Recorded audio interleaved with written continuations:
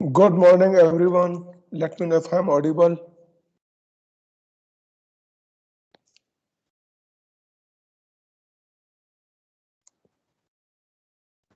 Yes, sir. Good morning, sir. Thank you.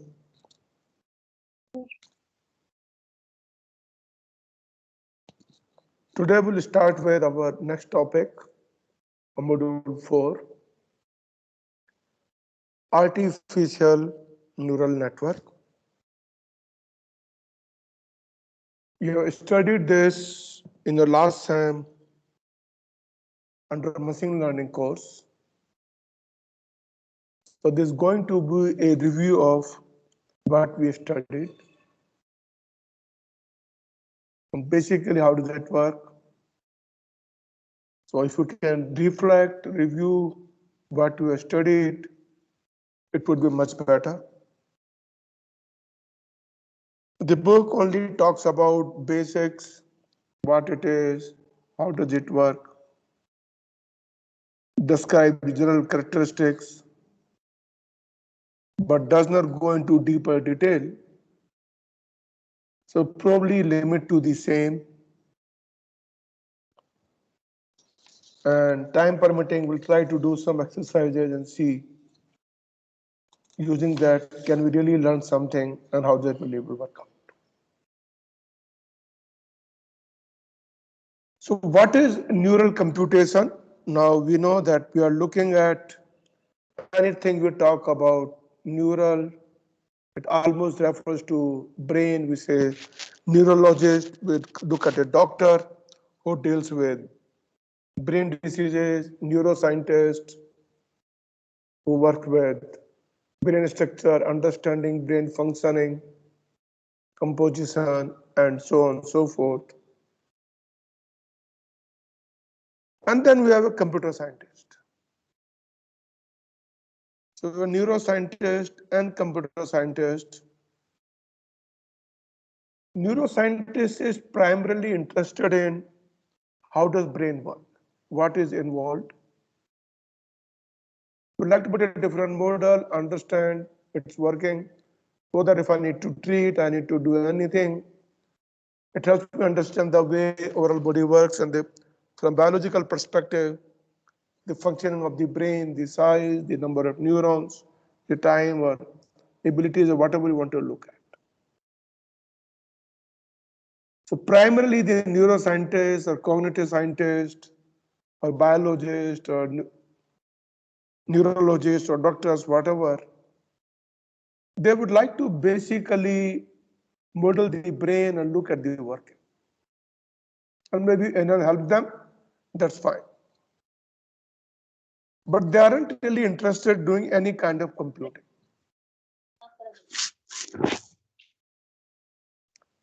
Whereas computer scientists are not interested in how brain works. They are more interested in to build machines. And while building machines, can they look at the brain and simulate the way, if we treat brain as a machine, and can we build a similar machine and then do the job? We know that as a humans, we are very, very good at recognition. Let's say I were to show a photo of a fruit, which I haven't eaten, you see it first time. And if I show you different photos, different shapes and dimensions, you will be easily able to recognize, oh, this is that fruit. So brain has very high cognitive recognition power. You can quickly recognize. Computers are very good at computing. They do at super fast computing. As a human, we don't do that. We have our own restrictions. It may be a single digit number, yes, but the moment you go to 2, 3 digit or 5 digit, 10 digit numbers, you need a pen and paper, take time and do the calculation. So we would like to build our machines, treat brain as a machine. And having treated brain as a machine, can we build something similar, the way brain works? And then can we recognize, can we predict, can we classify? Because we know brain already does, so if we can mimic the way brain works as a machine, and that's what basically is called ANN, artificial neural network, because our brain is natural neural network. When a neural network means number of neurons, that's the basic cell, the brain, connected in a network with other neurons. And since we are doing artificial using machines, and that is what the ANN stands for. So fundamentally, if you want to look at the whole model is inspired by, we understand the way brain works, model it, and then use the same to build machines. Our interest is not to solve the brain problems. As a computer scientist, our interest is look at the processing technology, a brain communication, or the structure. How does it work? And then build machines so that we could achieve whatever a brain could be achieved. In the brain, we said we have a number of neurons. So the basic cell is, they're connected with others with different nerves or whatever, the regions. Those are basically called synaptic and other curves. We're not going to go into structures of brain structure. But the moment we know that the neuron gets input, if we need to process the input, get excited, basically meaning is going to process it. And once it is processed, it is going to pass that information to the other neurons. Now, brain does many things: recognition, computing, emotional recognition, and whatever we want to talk about it. Same way, when we build ANN, our artificial neural network should have the same versatility as our brain is. We could use it for pattern recognition, like given a pattern, can we identify what it is? Forecasting, weather forecasting is one of the key ones. Whether it's going to rain today, whether it's going to be dry weather, whether it's going to be cloudy, or what are predictions you would like to make. We have a lot of models trying to come up whether there'll be third wave of COVID or not a third wave. They're all based on using the previous model and see what happened in the past and can we come out close. Even on the second wave, nobody predicted successfully. We keep revising and coming up that. But that is what we're trying to do with ANN. We use ANN for classification. Classification basically meaning identifying among a few different distinct things, or regression. Regression basically means predicting a value in a continuous range. So regression can easily become classification because if you bin the regression range, it becomes classification in that sense. Clustering, the supervised, the non-supervision learning algorithms. How do you group elements together? The association, like we said, we take a simple example of bread and butter or bread and milk. Association rule is if a person buys a bread, chances of that person buying a milk is 80%, but probability that person will buy butter is 90%. Those are the association rules. There's nothing perfect but trying to predict what is the prediction accuracy or probability of that event happening. Or any other kind of activity, do things up. Optimization, we want to follow a route, go from place A to B. What is the best route we should follow? We should take a best time or scenic beauty or whatever. We look at all those aspects. Or how should we write our question paper so that we can get the marks? So maybe all this could be run through our ANN mode. Even though the technical discussions, There are many application areas, and we'll slowly look at one at a time, briefly. The business, finance, marketing, manufacturing, operational optimizations. Manufacturing means factories. Can you predict what is the expected probability of a failure of a given machine so that I can plan? Or given my large labor, how many laborers are not going to turn up today, or they are going to fall sick? Or what kind of product, or how should I market so that people buy? Finance, should you approve a loan? Should you buy something? All those kind of stuff, or what should interest rate, other stuff. So let us look at some of the applications. We've seen character recognition, reading handwriting, and I don't know how many of you noticed, if anyone has used the so-called online pharmacies, such as NetMed or Pharmegy or whatever. I try to look at NetMed, and then when you upload a prescription, they automatically identify the medicines and put into your cart. And these are the prescriptions written by the doctor using hand, not the printed one. They will recognize, because the whole model depends upon, if they make a wrong detection, then they'll be in trouble there. So recognizing handwritten character is one good application that for ANA. The question one we need to ask, and let me ask you, is what is the main difference that occurs between handwritten characters and printed characters? We have printed characters. How the printed characters is different from handwritten characters? Anumesh?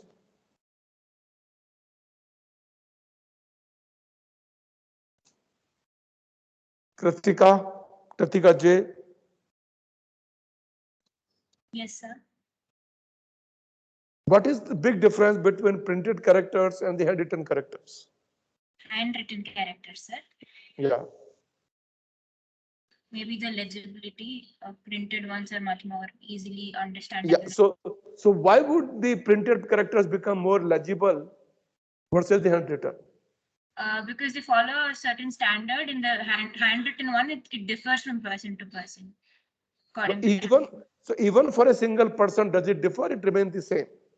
It differs because the way they write, and according to the situation, it might differ. So in the printed one, it's all standards. So a printed one, you know the fixed pattern, you know how the S is written, how the J is written, size of the upper bar, size of the circle, size of the, each segment is very well known and fixed. Yes. And if any time J appears in a text, it would be same shape, no change. Yes. But in handwriting, somewhere my J would be small, somewhere it would be bigger, somewhere it would appear like I, then we have a lot of overlapping and it becomes tougher. And it becomes a lot more challenging to recognize those. Of course, when the printed ones, sometimes there are challenges. And in fact, that's what happens when you typically get the so-called alphabetic codes or something of that kind, the printed cards or prepaid number or something, the PIN codes or whatever. The normal guideline is do not use the characters such as 5 and S, 1 and L, any thought 0 and O, because 0 and O look very similar. Sometimes for a human, even for the printed one may not be able to easily distinguish. If you are putting a 1 as a digit or a small L case, most of the way the font is, we cannot even distinguish. They appear to be same. S and 5, even though 5 is a standard vertical in the printed one, S is all circular, but the way we write 5, sometimes we see it is all looks to be the same. That is because the recognition becomes difficult. So first tool they did with recognition was, if you look at the bank check, and where the check number or those account number are printed, they follow very specific particular font. Because those are made very, very unique, distinct style that can be easily recognized by the machines and done that. So ANNs are trying to be evolved and seeing, can we do good character recognition? Other application would be voice and video. In fact, this becomes a lot more challenging. Video and photographs have become very important for law enforcement agencies, as well as for a police. If any time they find a crime has occurred, something has occurred, a person is injured for emergency care, how to identify a person not carrying identity card, his body has already been deformed because of accident, say things are broken, so you can't recognize. And maybe with blood all spilled over or face getting heaved, it may not be easy. A lot of work is happening, but given a crime scene or given the accident scene or something, can you identify the person which is injured, maybe bind through the entire social network analysis, look at it and identify. It becomes a lot more easier. Voice, it also becomes context dependent. When I say hello, it could be HELLO for normal introducing each other, or I could be referring to hello, HALO. Or when I say bye, it could be either referring to buying things like BUY, or it could be saying goodbye as a BYE, or passerby BY. Pronunciation happen to be the same, but context depending on one has to look out and recognize. We are very much, when we hear things, we can quickly make out. When somebody says goodbye, we know that it is BYE and not BUI. Very context sensitive, we can easily recognize.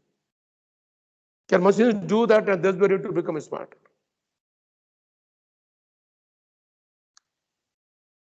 Banks, loan approval agency, the financial companies, NBFCs, they're very interested in identifying that when they're giving a loan, what is the capability of the person paying back the loan? Because the interest rate depends upon your paying capacity, how good or bad you are. Paying term conditions, you look at the past, what you have done, they look at the credit history, and build a system. Because NBFCs or banks, other industry are then the business of giving you loan, and out of the interest, they basically make their money or income. So if you give a bad loan, it's not going to come back, they're going to lose money. So a lot of AI being done, looking at the form, looking at all the information, can you predict is a good customer or a bad customer is going to pay well or no?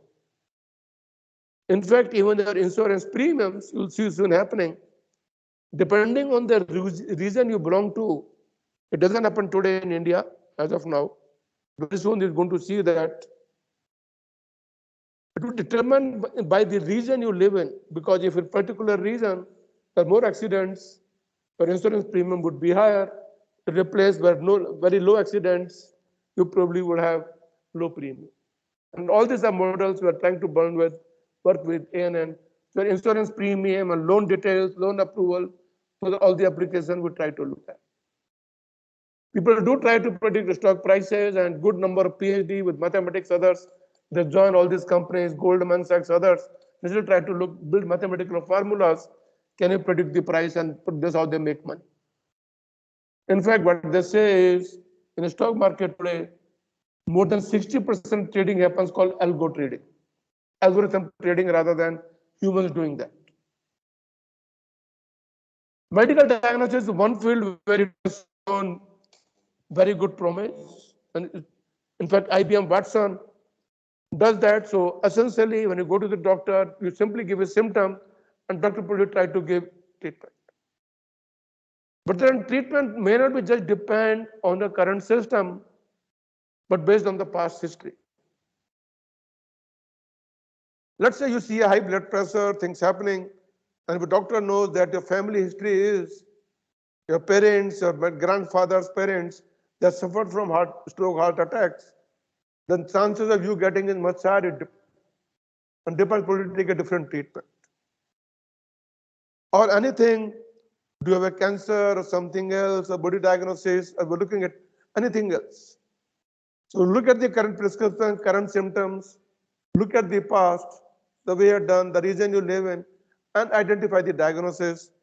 So a lot of doctors start using this system to identify the real diagnosis for a patient and then treat accordingly. So ANN, but the way ANN used is typically used as a black box. You probably heard while you did the testing, black box testing versus white box testing. What is the difference between black box versus white box? Kishore? Sir, in black box, like whatever the input you give, you will not know what process is going on inside the system, sir. And you'll in white box it is like all transparent, sir. You can see what is happening and how the system is computing it. Correct. So in white box, you know the internal functioning of the machine. You know this is how it's supposed to behave. You know, trying to look at the way things, the way its system working according to the structure. You know actually how system works internally. In black box, you really do not know how the system works. All you know is when I give an input, is this the output I get expected or no? For example, if I take a thermometer, no testing means I use thermometer with different temperature and does it give me the right temperature? But if I were to do white box testing, then I need to know, is it mercury based? Is it the thermodynamics, that the two metals with different thermodynamic properties based on their connectivity? Is it something else? Is it RF scanning based? You need to look at different technologies of the way it works. So when we say ANN is a black box, anyone like to say why we say ANN works as a black box? Kishore?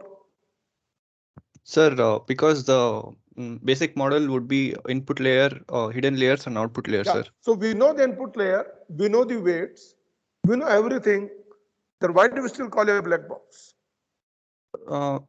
Sir, because only the input and output layers are seen to the like common user, sir. The hidden layers actually like we can't like. No, but get if you to know want what. to see the model, you can see things up. Mm. Yeah, what you say is right. I mean, given I a mean- model, you use it. That is true for any model. Even Yes, for the, if I were to give regression equation, you give input, I'll tell you y is equal to mx plus c, the model, you get the output. Yes, sir. But the the difference way lies in, yeah, go ahead. the way in which it is computing the output, maybe that is like what we can't see, sir. No, there's a little difference there. Oh. It's a linear regression, y is equal to mx plus c. You know how that y is equal to mx plus c works. It's a linear line. You can interpret it, you can understand it, the way it works. You can associate meaning. M means the slope of the curve. C means intercept on the y-axis. You can exactly know what these things means. When they look at the clustering, you know the cluster size, the dimensions, the centroid, how close they are, and you can understand that they're together. In NN, you may know the weights, but you really know what that weight means. It's just a number. You can't interpret it. Because Yes, weights are right in the opaque way, they're modified correct, but why does the weight -1 or -2 or something? You have no clue. As a human, you don't know why this weight works. In regression, in clustering, others, we know why it works. In ANN, we know there's an input layer, hidden layer, and the output layer, but we don't know how does it work, why it works. We know it works. And that's why it is called ANN works as a black box. The one difference you look at from a normal human being is ANNs are designed to solve a particular problem. If you design an ANN to do the character recognition, you give input character image, it will tell you what the character is. Now, same ANN cannot be used for voice recognition or video recognition. You need a different ANN model, which is different from a brain because our brain together can do a lot of things in parallel, in together. Single brain do a lot of things, but ANN in design is designed to solve one specific problem. The good part about it is they have a very high predictive power. Meaning, if they're trained sufficiently, the prediction could be very, very true. And I sometimes say, if anyone want to do a real project, they don't even make money. Look at the question papers of all the last years of VTU or this university. You know the syllabus, you know the past question papers. Can you predict the next question paper? Very tough problem, but can ANN be done to use it? Look at that. As we said, we don't know why the way the parameter works. We only know the value of weight, but we have no clue why these are the values and why this, how these weights influence and how do they give me correct output. I can't interpret it. I know it modifies itself, it learns, it trains, it uses back propagation, but as a human, I can't interpret, understand, does that. Only thing I know is it gives the data, it classifies, it may be error-prone classification, you know the result, you know the error, apply the error, give a feedback, this is the amount of error, retrain it, and process continues. And model basically is once you build a model, you give an input, you get the output, and if sufficient data, you probably get a good precise output. We have said ANN to be mimicking the brain so that we can mimic work like a machine and then do the computing the way brain does. And we said that brain consists of multiple neurons. So first we want to understand how does a single neuron work. And then we will look at how do we connect multiple neurons to build our ANN system. If we look at the neuron, we say it's a single processing unit or basic processing unit of our ANN network. A neuron would receive input either directly or from other neurons. With input layer, it gets input directly from the input source. For all other layers, there's a neuron, it will get input from other neurons and produces an output. The output production happens after it does whatever computation is needed. And the computation primarily involves two steps. One is called summarization and other is called transformation. When you study a sigmoid function, which gives a value between -1 and 1 or 0 and 1, that's a transformation. Summarization is you take the weight, Wix, and do that. So given the weight, when I summarize, my input is x1, x2, x3, x4. For each of the input, the weights have been assigned w1, w2, w3, w4. Summarize meaning x1, w1, plus x2, w2, plus x3, w3, x4, w4, and that's my summarization.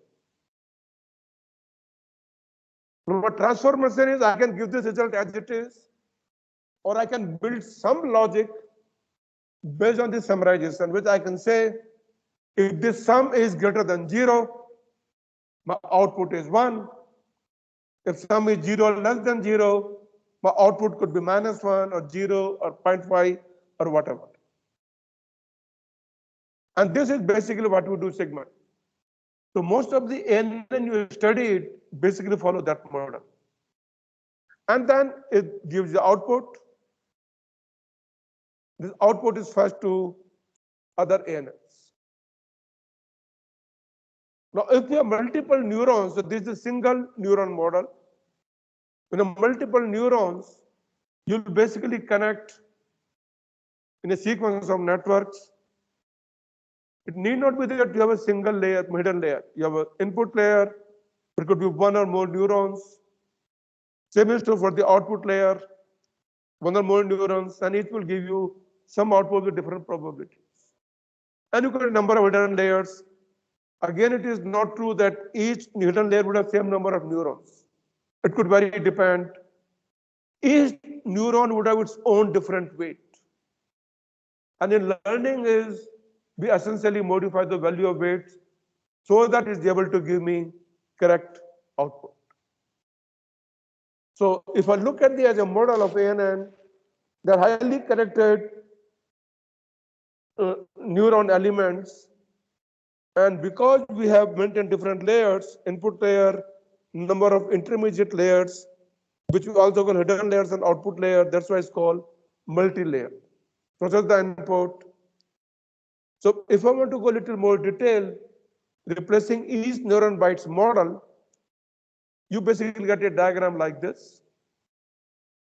So a neuron, it has the 4 input, it has the respective weight factors, then it does a summarization, and after the summarization, it does a transformation, which could be sigmoid function or any other function, tan inverse, or sine mode, or something of that kind, depending on what you want to do.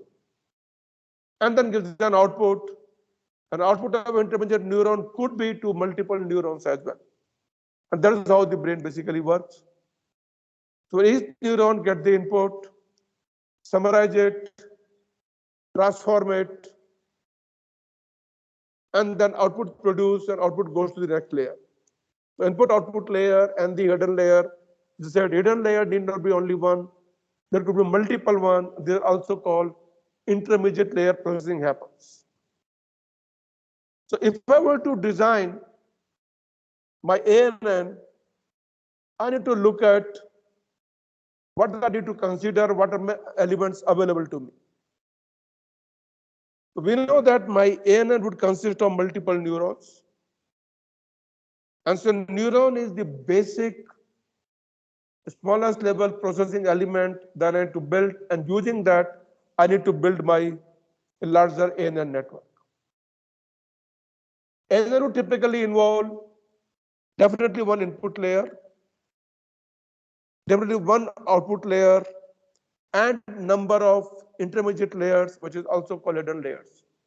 At times, all could be combined into one, which is fine, but logically, you need to have input layer, output layer, and in between those, intermediate or hidden layers.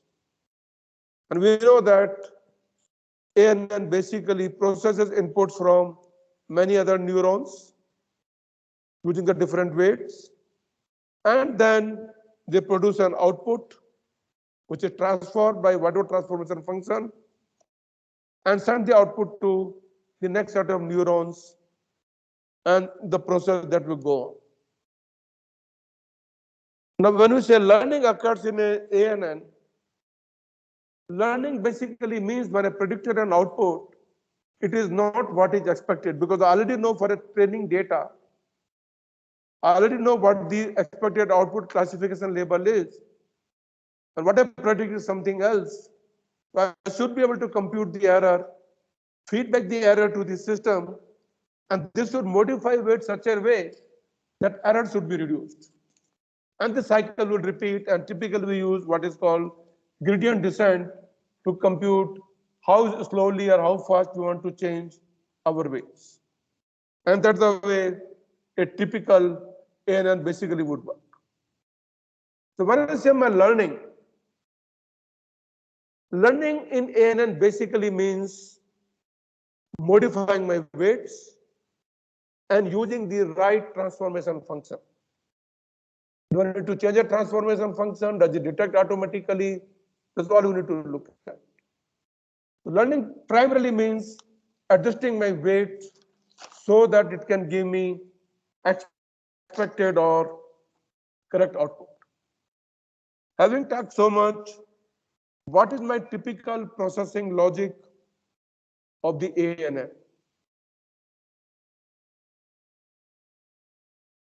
Now we know that the artificial neural network consists of multiple neurons, and each neuron gets many inputs. So from processing logic perspective, when neuron gets multiple input, it has a different weight for each of the parameter. It multiplies the input values by the respective weights and sum them up.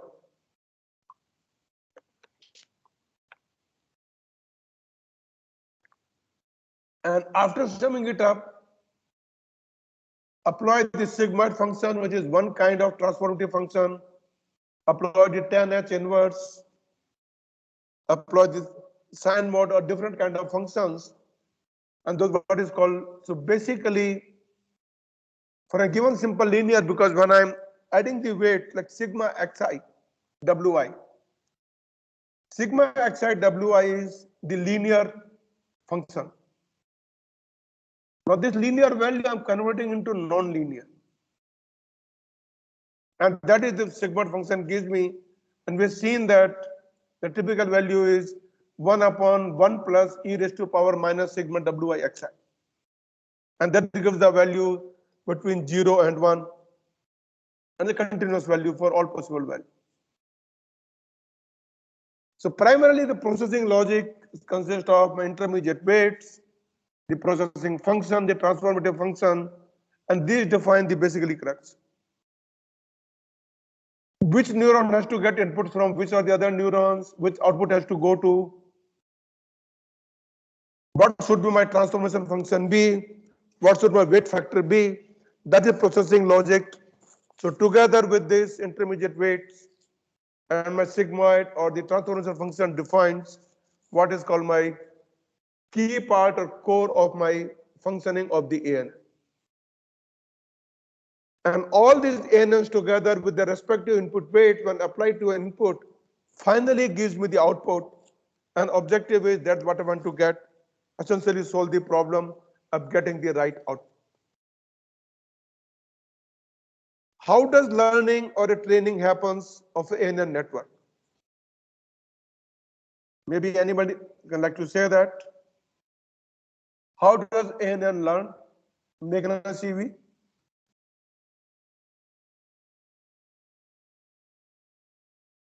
Yes, sir. Yeah. You studied all that. Can you recall how does ANN network learn?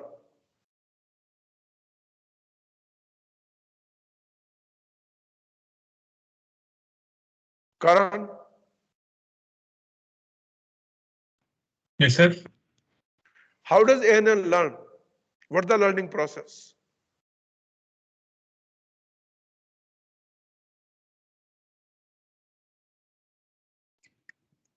Sir, I guess it uses supervised learning. Agreed, but how does it work? Okay, we say supervised learning. Why do you call supervised learning? Sir, Why ANN is not called unsupervised learning? sir, that's because the right answer is already provided. Yeah, Huh. because my data has the classification right answer, it learns from that.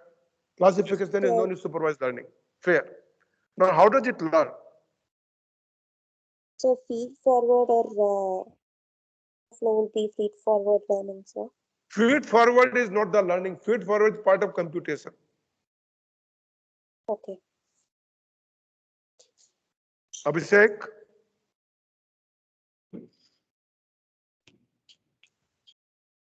Asis?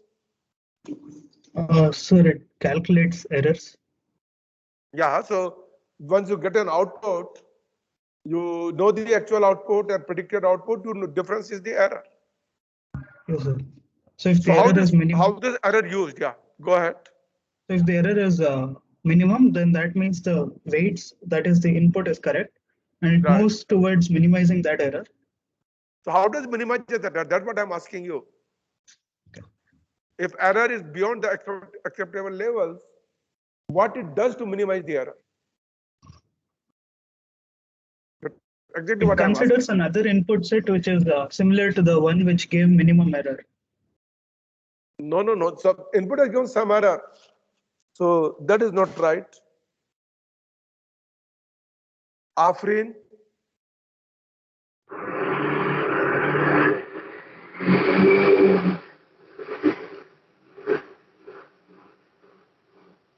Rakshita,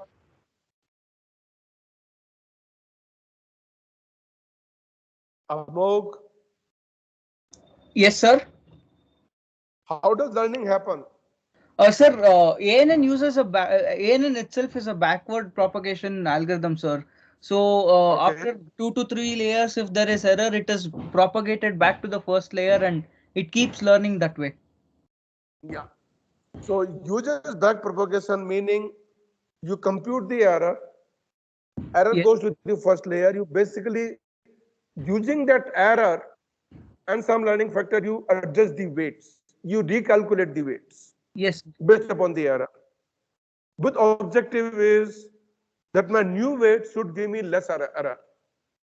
So using back propagation, it propagates the error back, and the layers recompute the weights, and recomputation happen in such a way that error should be minimized. So this is called one epoch or one cycle. On the same input, I keep doing it. So learning basically involves back propagating the error and using the error to recalculate the weight, or even I might even change my transformative function. Maybe rather than sigma, I would like to use something else. Or maybe I can go to a different model, connect more inputs. I don't know. But in a normal case, what you studied, without changing the connectivity, same number of inputs, you basically use the some correction factor and recalculate the weight, saying, if I take the new weights, will my error be reduced? So changing the weights so that error is reduced using back propagation is basically what is called learning or training of the ANN. So basically keep applying, I adjust the weights, I predict, I get the error again, hopefully error is reduced, but still not is more than the acceptable level. I feed back, propagate back the error again, readjust the weight, compute my error, and the process keeps repeating till my error difference has come to minimal or no error. If no error, great, or at least error is such a small that I can ignore it. That is when we say my training is complete. If I get new data, I may train it again with new data and learn again. And when we say it continues to learn using its internal computations, that basically means it is trying to readjust the weight so that error is reduced. And that is what we use is back propagation. Feed forward is output of one layer goes to input of another. That's a regular part of computing, which is done in calculating the output. So feed forward is once you learn this system, there is no back propagation. You simply use feed forward to compute the output and predict. But learning means predict and then use the error to back propagate and calculate the new weights. That is what primarily the learning is. So this would require communicating error back to previous layers and so on. And as and how you get more and more data, we probably get more and more accurate. The good part is even if some erroneous data, ANNs can work with those. And after a certain time, it is learned enough. At times, it could become better than the human in recognizing, in doing things up. Maybe as a human, I may have a trouble reading the medical prescription, but to give the prescription to, let's say, NetMed others, they can read it and make out their fine tune their system that they can read it much better way, better than even the human. And that's why the way basically the ANN would work.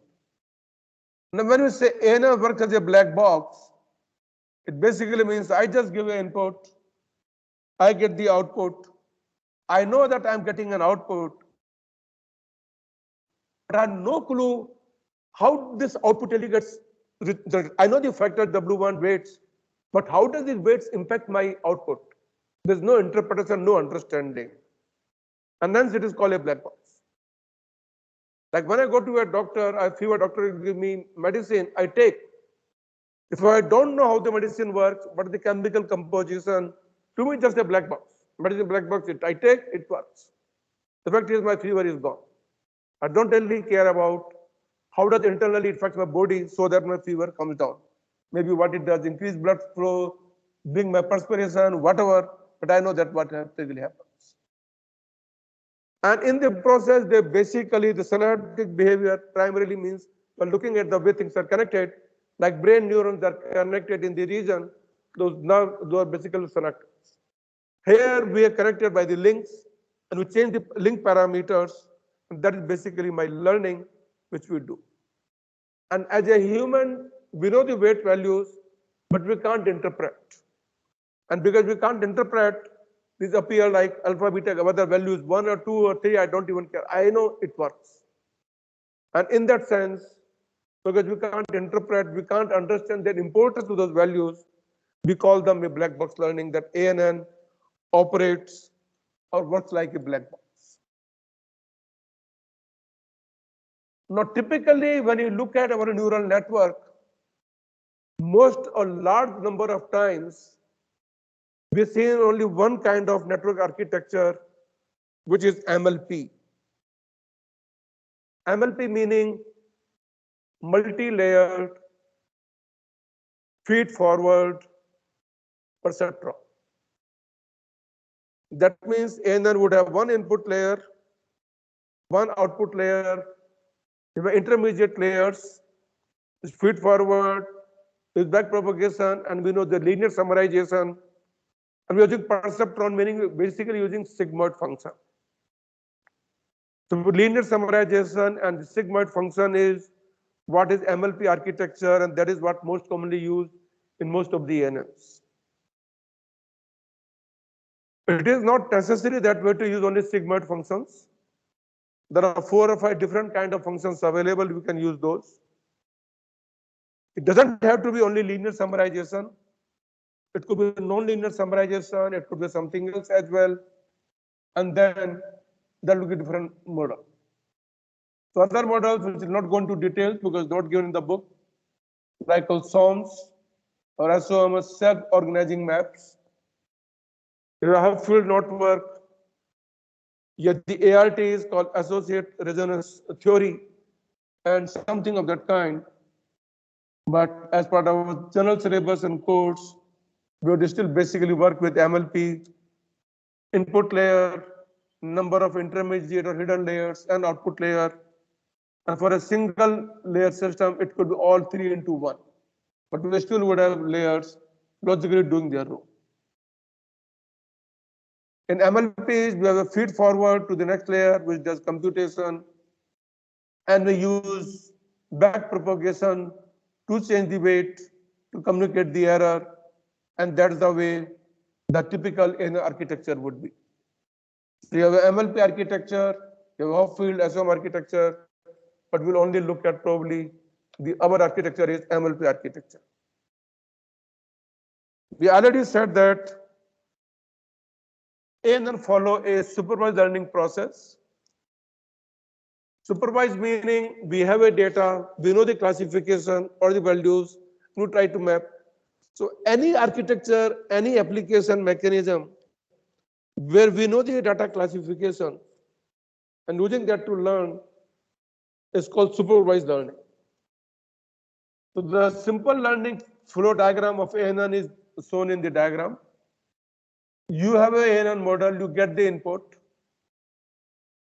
Based on the input, using the bottom model you got, you compute the output, which is linear summarization and the sigmoid function or the transformative function. And you know for training data, you know the output already. So you compare your predicted output from ANN model with the actual output. If it is closer to or within a tolerance limit of the expected output, we know that model works fine, we stop. If our expected output differs and error tolerance is not met, we get more error than what we expected. Let's say I'm expecting value to be 1 between 1 or 0, and my tolerance level is 0.01. So if I'm getting value 0.8 or 0.9 or 0.95, Because I can told it up to 0.99, we told it to 0.01, I again recompute. So the whole cycle of computing the error, back propagating it, using that to recompute the weights, and then predict, and then see are we closer. And that essentially what we do in the ANN. And this is the model. So when we talk about architectures, we can look at the different architectures that would happen. So you can see here, Mr. Valli talked about it. As you said, ANN need not be only one kind of architecture, it can be used for different application types. We're going to ANN for classifications. When you're using ANN for classification, we basically use MLP kind of architecture. But for error computation, we do radial basis functions, which is basically distance from a given known point. Then if you are using for regression, again it will be MLP, a radial basis function. Its the classification is fixed limited values. Regression is a continuous values. But if you are doing clustering, our model could be different, which is ART or adaptive resonance theory, and it could be self-organizing maps. We're not going to discuss those. Those who are interested can probably study on your own. But just to understand that MLP is not the only architecture that is deployed. So depending on the application type, because most of the time we look at only classification and regression, we use MLP kind of architecture. And if you are doing other kind of like association, there is another called Hopfield network. So we're not going to study some self-organizing networks or ART or the Hopfield networks.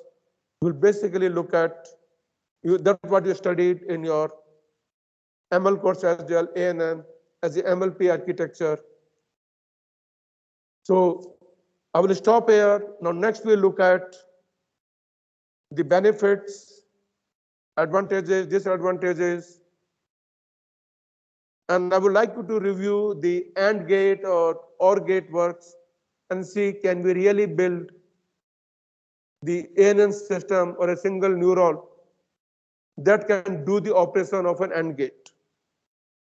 So tomorrow we'll look at the advantages and disadvantages and what is involved in training a model. How do we divide? What should the ratio of division be? What are the different criteria of choosing dividing my data to train the model? And then we run the example of AND gate or a OR gate in the model and see how that would work. So with that, I'll stop.